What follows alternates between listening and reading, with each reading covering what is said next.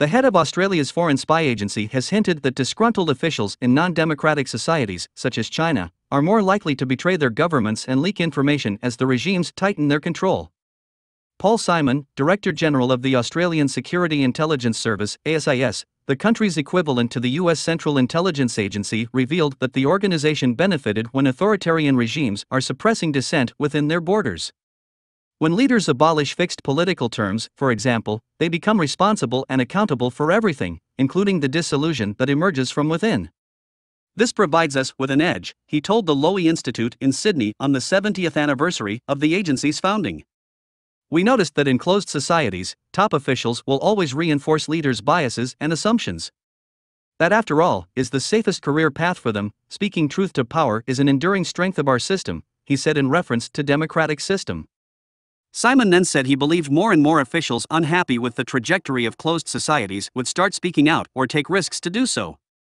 The spy chief said that while he was traveling in India he would reflect on the diversity in the color of the ancient culture which is India, and yet, in China, authorities have enforced a monoculture. We don't yet know exactly how that will play out, but what we're seeing is more and more signs of officials and individuals interested in a relationship, he said, referring to the increasing number of people who are seeking to have a relationship with ASIS. That is a very real concern about their culture, the lack of diversity in their culture, and the direction that they're heading. The revelations from the head of ASIS follow that of the 2019 defection of Wang Liqiang, a former Chinese military intelligence in Australia. Wang gave details of how the Chinese Communist Party, CCP, was funding efforts to undermine the democratic movement in Hong Kong, meddle in Taiwan's elections, and infiltrate Australia's political circles. Chinese spy defects to Australia provides unprecedented account of Beijing's influence operations. His decision to defect came about after much consideration and when he gradually realized the damage that the CCP's authoritarianism was doing to democracy and human rights.